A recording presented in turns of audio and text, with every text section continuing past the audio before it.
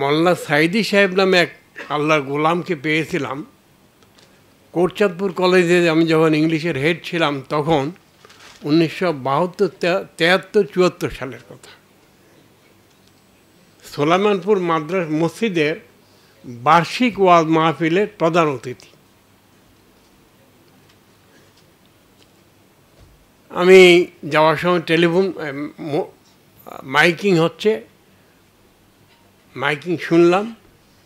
তখন আল্লাহ শব্দটা শুনলেই কলিজা জড়িয়ে যেত, সেই সময়ের কথা আমি বলছি।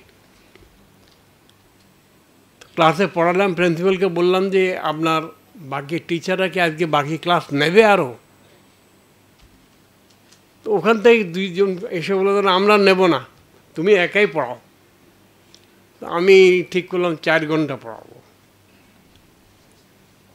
তো 3 ঘন্টা আমার ইংলিশের সাবজেক্ট এটা উপরে যা পারলাম করলাম। আমি একটা দিনও আলহামদুলিল্লাহ না পড়ে কোনো ক্লাসে যাইনি। শেষে আমি বললাম যে আমি আসতে মাইকিং শুনলাম এখানে নাকি কোন এক আল্লামা দেলোয়ার হোসেন সাইদি সাহেব আসবে সোলাইমানপুর অমুক মসজিদে, সেখানে মেলা বেহেশত বিক্রি হবে। তো আমার দরকার, আমি যাব, যদি তোমরা যেতে চাও। দেখি ছেলে মেয়ে সব উঠে গেছে, 550, 600 আমার ছাত্রছাত্রী থাকতো একটা। আমি বললাম যে মেয়েদের মতো ব্যবস্থা নাই, তোমরা ছেলেদের মধ্যে যারা যেতে চাও আসো। আমি মোল্লার ওয়াজ শুনলাম।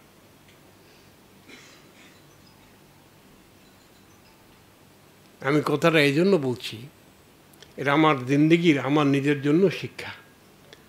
পরে ওনাকে দোকানে, বাজারের ভিতরে একটা দোকানের দোতলায় রাখছে। আমি সকালবেলা ফজর পড়ে মসজিদে ওনার সাথে দেখা করতে গেলাম। ওনাকে বললাম যে মাওলানা, কালকে তো আমি বেস্টটা কিনতে গিয়েছিলাম, কিন্তু একটা বেস্ট আপনি বিক্রি করেন নাই। তো যাই হোক, আমি আপনার কাছে আসছি, 2-4টা কথা বলবো। উনি বললেন যে বলেন, আমি অপেক্ষা করছি। আমি বললাম যে আচ্ছা, আপনাদের কোরআনের মধ্যে এই কথা নাই? তিনি বললেন যে আপনাদের কোরআনও আছে। পরে আমি বললাম আচ্ছা, আপনাদের হাদিসে, নবীর হাদিসে এই কথা নাই? কয় যে আপনাদের নবীর হাদিসও আছে। তো আমি তো দেখলাম যে গুলমাল্লা মালানা। পরে আমি বললাম যে আচ্ছা ঠিক আছে, আজকে আপনার প্রোগ্রাম আলমপুর, এদিকে সোলাইমানপুর, এটা কোটচাঁদপুর, এদিকে আলমপুর, ওদিকে ফুলবাড়ি, পরের দিন আলমপুরে প্রোগ্রাম। মাওলানা, আপনাকে আজকে শুধু লা ইলাহা ইল্লাল্লাহ এর উপরে কথা বলতে পারবেন কি না? আমি পারবো না, আমার আল্লাহ তৌফিক দিলে পারব। আমি ইংলিশের শিক্ষক, ওয়াজ মাহফিলে যায় না, আমি বেশরম গেছি, সাথে অনেক ছাত্রছাত্রী গেছে, সাধারণ লোকেরও গেছে। এবং সাঁকো পের হইতে আমি পড়েও গেছি নদীতে, সেই কপোতাক্ষতে। তারপরও পেছনে আসি নাই, ওই ভিজা কাপড় নিয়ে আমি ওই মওলানার আলোচনা শুনতে গেলাম। আল্লাহর রহমত, তিনি এর উপরে কথা বললেন। পরের দিন সকাল আবার গেলাম। আমি মাওলানা, কালকে তো আপনি এটা আপনি বলেছেন, আজকে ফুলবাড়িয়াতে প্রোগ্রাম, আপনি শুধু মোহাম্মদ রসুল্লাহ সাল্লাল্লাহু আলাইহি ওয়াসাল্লাম বলবেন। আমি চেষ্টা করব, আমার আল্লাহ আমাকে তৌফিক দেন। সেখানে আমি গেলাম। প্রথমটাতে আমি 1000 লোক দেখেছি সোলাইমানপুর, দ্বিতীয়টাতে 2-2.5 হাজার লোক দেখেছি, তৃতীয়টাতে 5000-এর বেশি উপরের লোক দেখেছি।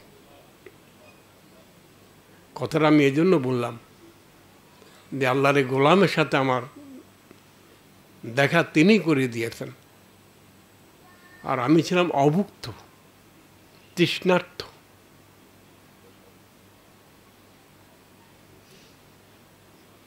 আমার ক্যান্সার হয়েছে, আমি আল্লাহকে শাকায়াত করি নাই। আমি দোয়া করছি, আল্লাহ আমি যেন তোমার বিরুদ্ধে কিছু না বলি, কোনো অভিযোগ না করি। কিন্তু আমি ওই সময় শাকায়াত করছি, আল্লাহ কি দিয়েছিল আমাদেরকে, আর এখন আমরা সে কথাগুলি বলতে পারি না কেন? তো আমার স্বাদ লেগেছে সাইদি সাহেবের কথা এই জন্য যে আমি ছিলাম তৃষ্ণার্থ। এখন আল্লাহ তাআলার মেহেরবানি দেখুন, আমি নামাজ পড়তাম না যখন, তখনও মাল্লা মোহতারাম, ওই বার্ষিকী মাদ্রাসায় ওয়াজ মাহফিল হইতো, সেটাতে কিন্তু চাদর একবারে ভালো মতো পরিষ্কার পরিচ্ছন্ন করে যেতাম। কিন্তু প্রথম যে আয়াতটা পড়তেন 3 ঘন্টা ওয়াজ করতেন, আয়াতের তর্জমাটাও পেশ করতেন না। আর আজকে দেখেন আল্লাহর রহমতে শুধু আমাদের এদেশেই না, সারা দুনিয়াতে হয়েছে, কিন্তু এদেশে অনেক, আমি মনে করি এটা আল্লাহ তাআলা বাংলাদেশের প্রতি বহু অনুগ্রহ করেছেন। এটা সবচেয়ে বড় অনুগ্রহ যে দায়ী আল্লাহ তিনি বানিয়ে দিয়েছেন। তার মধ্যে 2টা গোলাম এখানে আছেন। আমার প্রথম কথা শেষ, আমার মনে হয় যে সাইদি সাহেবের এই ওয়াজ শোনার পরে আমি ঢাকা চলে আসলাম। তাঁতি বাজারে গিয়ে দেখলাম মুরব্বীরা বসে আছেন। আমি তাদেরকে বললাম যে আমি একটা খনির সন্ধান পেয়েছি। কি? এই আপনার লোক পাঠান, দেখেন। তারপর আলহামদুলিল্লাহ প্রোগ্রাম হলো, সাইদি সাহেব সারা দেশে আলোচনা করলেন। আর এখন তো না সময় দিতে পারেন না, এই যে বললেন না, এই গোটা রমজানে একটা প্রোগ্রাম নিয়েছেন মাওলানা আহমদুল্লাহ সাহেব, আর ওনারটা আমি বলার শুনবো পরে। যাই হোক, আমি 2টা দাবি জানিয়ে শেষ করতে চাই। এর দাবি সকলের কাছে, মেইনলি এই 2 বুজুর্গের কাছে। আগের দিনে কিন্তু বড় বড় বিল্ডিং করে এই দিনী মাদ্রাসা হতো না। একজন উস্তাদকে কেন্দ্র করেই দূর দূরান্ত বহু দূর থেকে, দূরের দেশ থেকে লোকেরা পড়তে আসত। আমার প্রথম দাবি হচ্ছে আপনাদের মতো যারা আছে, আমি আবার বহু বছর ওয়াজ মাহফিলে বহু বছর যাই না, আমি যদি যত শুনবো ওয়াজ মাহফিলে সত্য কথা বলবে, আর এটা আমাকে আমল করতে হবে, এত পারা যাবে না। এখন আমার দাবি যে আমি চাই যে এই হযরত মাওলানা আহমদুল্লাহ সাহেব এবং সাইফুল্লাহ সাহেব, কে সাইফুল্লাহ নাম রাখছে আল্লাহ জানে, এত সুন্দর নাম, তো আপনাদের সারা দেশে ডিভিশনাল হেডকোয়ার্টার এবং ইম্পর্ট্যান্ট জেলা এবং ইম্পর্ট্যান্ট কিছু আগের সাব ডিভিশন এবং ইম্পর্ট্যান্ট কিছু থানা, এটা আপনারা বাছাই করে নেবেন। আল্লাহ তাআলা আপনাদেরকে দীর্ঘ হায়াত দান করুন। আপনারা এখানে মোবাইল মাদ্রাসা করে ফেলবেন এবং স্টাডি ক্লাসের মতো এখানে আপনাদের আলোচনা 2 দিন 3 দিন 4 দিন চলবে, এবং এখানে এটা একটা মাদ্রাসা হয়ে যাবে, ঘর নাই কিন্তু মানুষগুলি আছে। আমার চৌধুরী ডাক্তার হাসান, উনি অনেক সুন্দর সুন্দর কথা বলেছেন। তো একটা দাবি, এটা কি মানা হলো চেষ্টা করার? হ্যাঁ, আচ্ছা, এটা শুধু ওনারা দাবি করলে হবে, ওনারা মানলে হবে, আপনাদের মানতে হবে না? আপনারা কে কে মানলেন? আমার নিচে নিশ্চয় বোনেরাও মানছে। শেষ, 1 নম্বর দাবি শেষ। 2 নম্বর, এই পাগল বহু বছর থেকে, সেই 72-73 সাল থেকে একটা আবেদন জানিয়ে আসছিলাম, সেটা হলো ইমাম বেশিরভাগ জায়গাতেই ট্রেডিশনাল খুতবা দেয়। ইদানিং আলহামদুলিল্লাহ অনেক মসজিদে অর্গানাইজড খুতবা দেয়। আমার নানা ছিলেন একজন LMF ডাক্তার 1916-এর। তিনি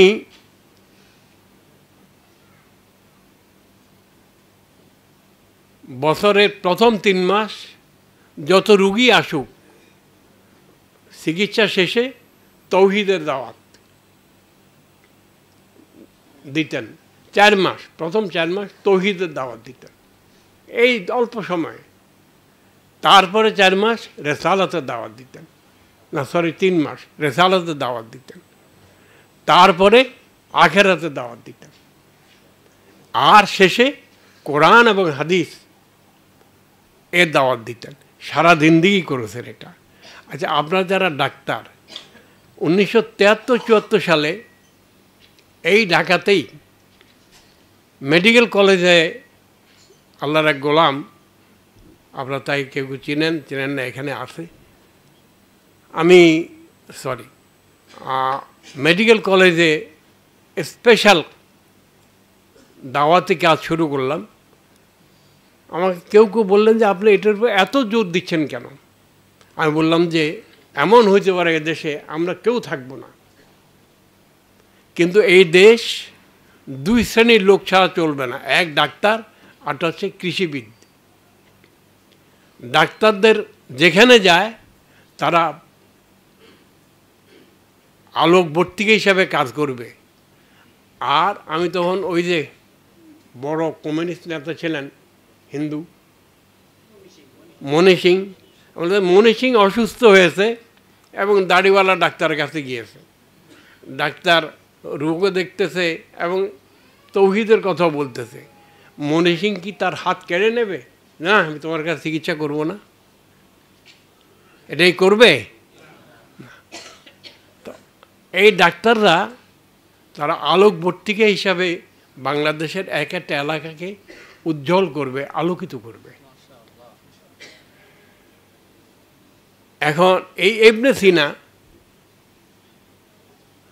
আমি আপনাদেরকে সাক্ষী রেখে বলতেছি, এটা আমার বিরাট স্বপ্ন ছিল করার, অনেক বছর লেগেছে শুরু করতে। আজকে ইবনে সিনার সুনাম দুই কারণে হয়েছে।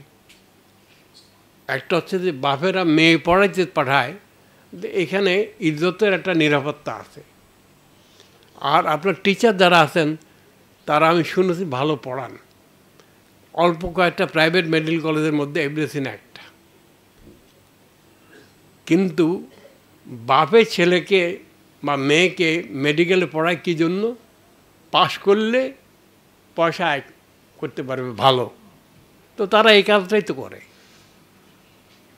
পাশ করার পরে পয়সা আয়ের জন্য বাপে পড়াইছে, মায়ে পড়াইছে, তো এই কাজটাই তো করে নাকি? আল্লাহ কি কোনো দায়িত্ব দিয়ে পাঠায়নি?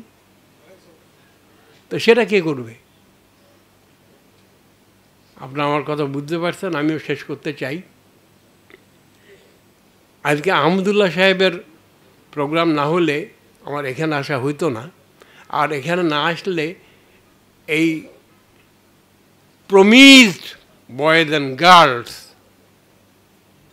লেডিজ অ্যান্ড জেন্টলম্যান, আমার মায়েরা, বোনেরা, মেয়েরা এবং আমার ভাইয়েরা, বাপেরা, ছেলেরা, আমি আপনাদের চেহারা একসাথে দেখতাম না।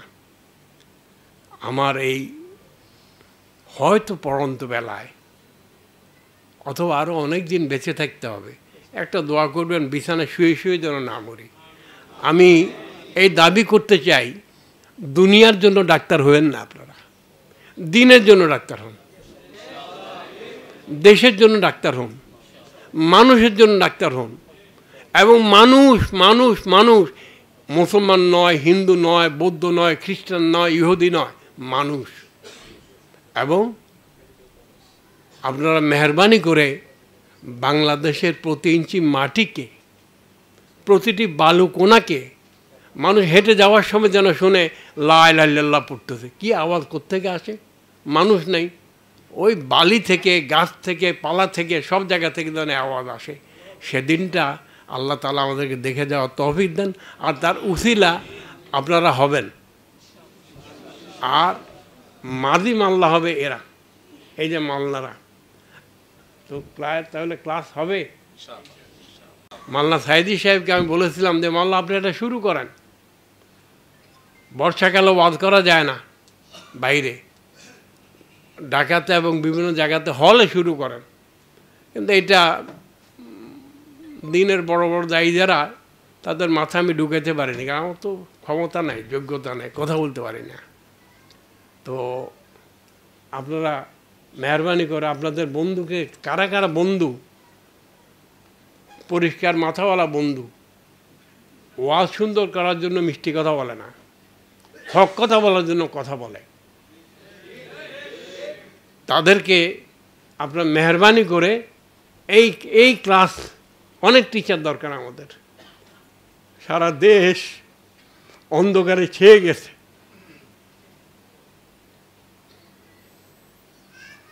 এটাকে আলোকিত করতে হলে এই রশি আপনাদেরকে ধরতে হবে।